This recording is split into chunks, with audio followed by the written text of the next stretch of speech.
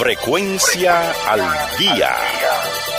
Saludos amigos. Sean todos bienvenidos a una nueva emisión de Frecuencia al día. En esta entrega, la historia del pájaro carpintero ruso, misteriosa señal de radio que durante varios años ha ocupado la atención de todos los que escuchamos la onda corta. El informe con Víctor Hugo González desde Argentina. Gracias, Dino. Hola amigos de Frecuencia al día. Hoy les voy a leer un informe de Fernando Fernández de Villegas, Europa Brasil 3, Europa Manila Dinamarca, titulado El pájaro carpintero ruso.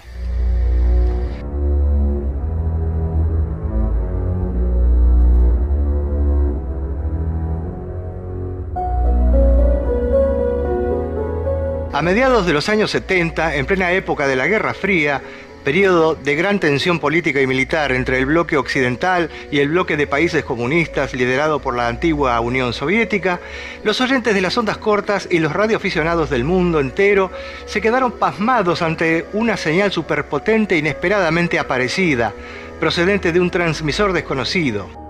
La señal cubría simultáneamente unos 7 u 8 canales de radiodifusión, o sea, un ancho de banda de aproximadamente 40 kHz. La señal aparecía de golpe y se movía básicamente desde una frecuencia alta hasta otra bastante inferior, y en su recorrido descendente a través de las bandas llegaba a interferir seriamente incluso las señales de radiodifusión de onda corta de mayor potencia del mundo, lo cual daba una idea de la gran potencia de transmisión de esta extraña emisión de radio. De vez en cuando, esta potentísima señal se detenía en un ancho de 40 kHz en la que comenzaba a emitir su super señal por espacio de varios minutos. El propio sonido transmitido era un golpeteo rítmico percibido por el oído humano como el provocado por el pájaro carpintero al picotear la corteza de un árbol. De ahí que a esta extraña estación se la conociera popularmente como el pájaro carpintero ruso, en inglés Russian Woodpecker, denominación dada por los radioaficionados. La frecuencia de las señales de picoteo era de unas 10 veces por segundo. Aquella señal extraordinariamente potente se emitía entre los 7 y los 19 MHz y afectaba las bandas de radiodifusión de radioaficionados y utilitarias existentes en ese intervalo de frecuencias de la onda corta, no respetando a estas, lo que motivó quejas de gran cantidad de países de todo el mundo. La señal se escuchó por primera vez el 4 de julio de 1976.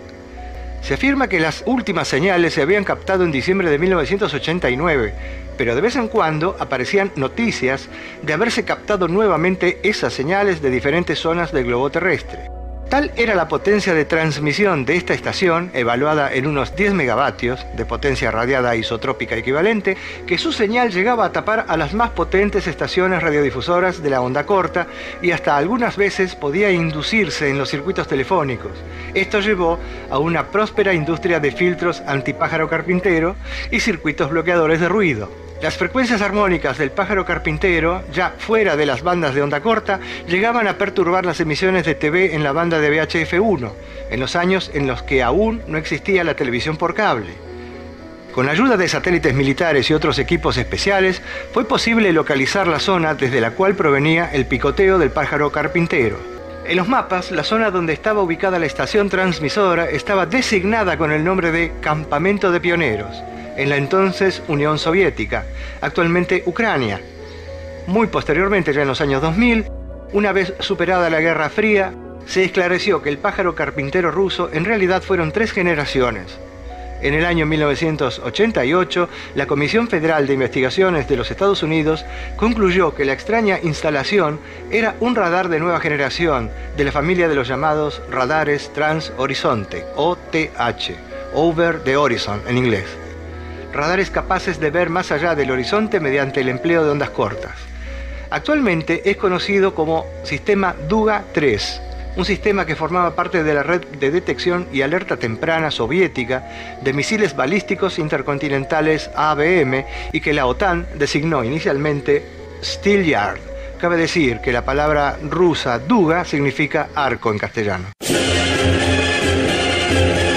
Era una una época que duró varias décadas y en la que hubo gran tensión política entre los Estados Unidos y la Unión Soviética, con cierto riesgo de acabar en una gran guerra entre los respectivos bloques, y por ello había un cierto riesgo de ataque atómico de un bloque al otro, con misiles balísticos de largo alcance, portadores de cabezas nucleares.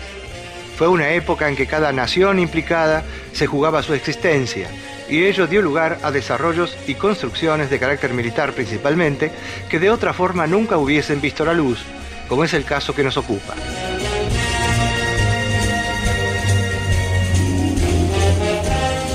Los soviéticos habían estado trabajando en algún sistema de radar de detección temprana para sus sistemas de escudo antimisiles balísticos en los años 60. Pero la mayoría de ellos estaban basados en sistemas de radares con línea de visión directa, radares de corto alcance, y solo eran útiles para detectar e intentar interceptar posibles ataques ya en curso. Ninguno de estos sistemas tenía la capacidad de alertar de forma inmediata del lanzamiento de un misil desde territorio enemigo, algo que podía proporcionar a los militares el tiempo necesario para analizar el ataque y preparar una respuesta antes de que fuera demasiado tarde. Al mismo tiempo, los sistemas de detección temprana por satélite de los soviéticos no estaban bien desarrollados y un radar transhorizonte, OTH, en suelo soviético era de vital necesidad, iniciando su armado a finales de los años 60. En este tipo de radares, como es el pájaro carpintero, se emite una potente señal dirigida a la ionosfera, que por reflexiones sucesivas entre esta y la Tierra, típico mecanismo de propagación de las ondas cortas, puede alcanzar largas distancias, muchísimo más allá del horizonte. Si la señal se encuentra con una alteración de la ionosfera, puede ser reflejada en parte hacia atrás, retornando hacia un equipo receptor asociado a la estación transmisora. De esta manera, el receptor en su trayecto verifica si hay alteraciones de la ionosfera causadas por el paso de misiles balísticos. Su paso por la atmósfera provoca el llamado efecto de desionización por donde pasan, a bastante altura sobre el suelo, y esto provoca variaciones en la reflexión de las ondas de radio que pasan por las zonas desionizadas, concretamente en las ondas cortas que al ser parcialmente reflejadas hacia atrás y detectadas en el equipo receptor, podrían indicar la presencia de un misil balístico en vuelo, ya sea procedente de Norteamérica o del propio continente europeo.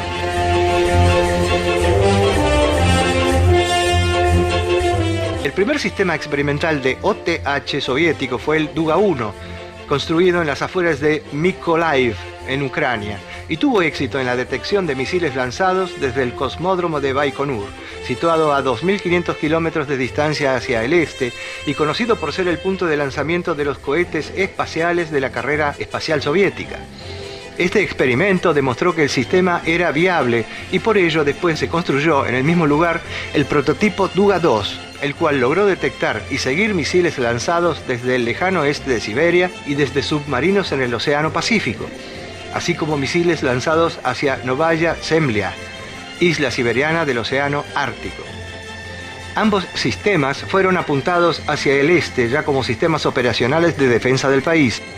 Estos prototipos operaban con una relativa baja potencia de transmisión, pero pusieron la base para la realización de un sistema OTH plenamente operativo, el sistema Duga-3, que se construyó también en Ucrania, estando constituido por un potente transmisor y un receptor, separados por 60 kilómetros.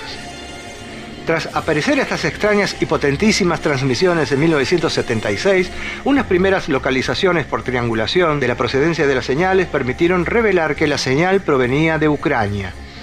Hubieron confusiones sobre el origen exacto de las señales, debidas a pequeñas diferencias provenientes de fuentes militares que ubicaban la fuente de transmisión en localizaciones alternativas en Ucrania y Bielorrusia, Kiev, Minsk, Chernóbil, Gomel y Chernihiv.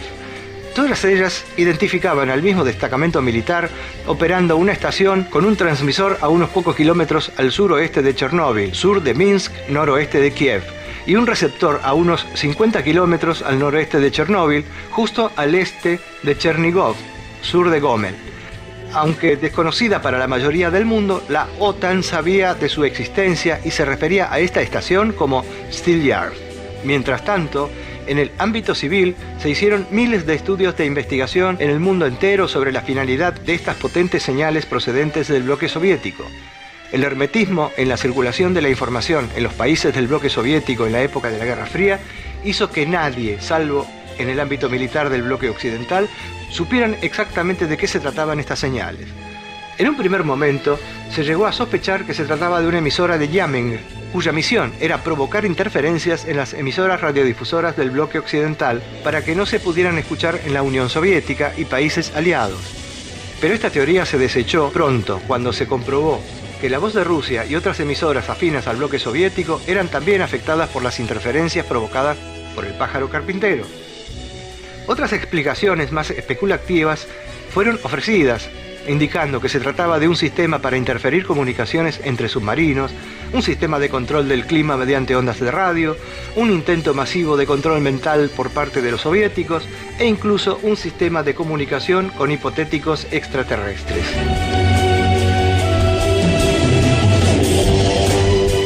Los radioaficionados, molestos por las fuertes interferencias que provocaban las transmisiones del pájaro carpintero cuando transmitía en sus bandas, decidieron combatirlo intentando interferir sus señales mediante la transmisión de señales no moduladas sincronizadas con los impulsos de la señal del pájaro carpintero. E incluso crearon un club de radioaficionados dedicados a ello, el Woodpecker Hunting Club, club de cazadores del pájaro carpintero.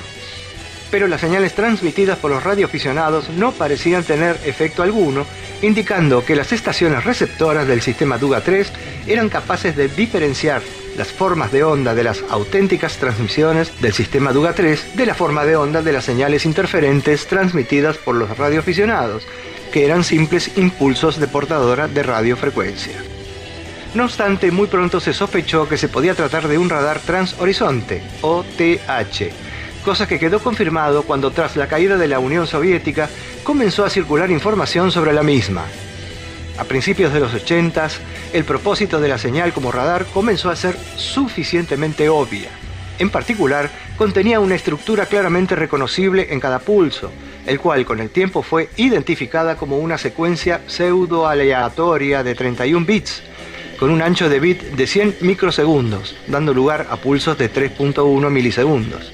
Este ancho de bit de 100 microsegundos permitiría una resolución de localización por radar de 15 kilómetros, ya que es la diferencia de tiempo que tarda la señal del radar en ir y volver reflejada de un objeto situado a esa distancia. Posteriormente, cuando apareció otro nuevo pájaro carpintero, localizado hacia la costa del Pacífico rusa, que apuntaba hacia Estados Unidos y que cubría zonas que no podía cubrir el primer sistema, quedó ya muy claro que efectivamente se trataba de un radar transhorizonte. En 1988, la FCC, Comisión Federal de Comunicaciones de los Estados Unidos, realizó un estudio sobre el pájaro carpintero.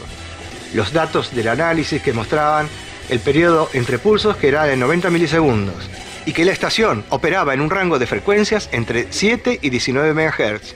Empleaba un ancho de banda de 20 a 40 kHz, típicamente 40 kHz, y cada transmisión duraba unos 7 minutos. La frecuencia de pulsación del pájaro carpintero típicamente era de 10 Hz, aunque muy ocasionalmente también pulsaba a 16 y a 20 Hz.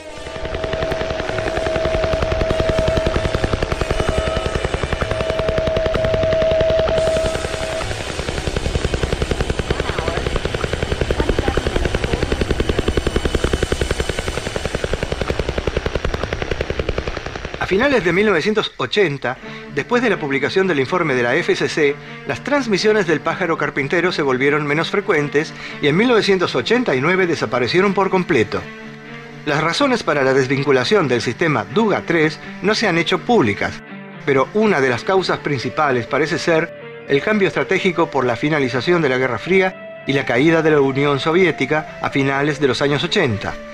También pudo haber influido bastante el éxito de los sistemas satelitales rusos de detección temprana US-KS, los cuales entraron inicialmente en servicio a principios de los 80s, pero solo fue hasta finales de la década de los 80 cuando se convirtieron en una red de alerta y detección completa.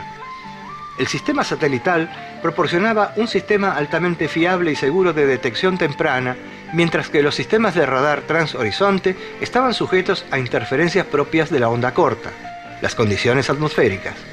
También se supo que el sistema Duga 3 estaba constituido en realidad por 2 estaciones Pájaro Carpintero. Una de ellas estaba ubicada a unos 30 kilómetros de la malograda central nuclear de Chernóbil, en Ucrania, y a veces es conocida como estación Chernóbil 2. El otro Pájaro Carpintero estaba ubicado cerca de la ciudad de Marinsk, no lejos de la costa del Pacífico y de la desembocadura del río Amur. De acuerdo con algunas informaciones, esta última instalación fue dada de baja en noviembre de 1989 y algunos de sus equipos fueron desmantelados. La instalación de la estación Chernóbil 2 está desactivada de forma permanente, aunque sus antenas permanecen en pie. Está ubicada en la zona del río Pripyat, dentro de la zona de exclusión por contaminación radioactiva de 30 kilómetros, alrededor de la central nuclear de Chernóbil, cerca de la frontera de Ucrania con Bielorrusia. El río Pripyat y la ciudad de Chernóbil cobraron triste fama mundial en relación con el gravísimo accidente en la central nuclear de Chernóbil de 1986, cercana a dicha instalación. Las instalaciones no están desmontadas, aunque sí abandonadas, a fecha de 2010.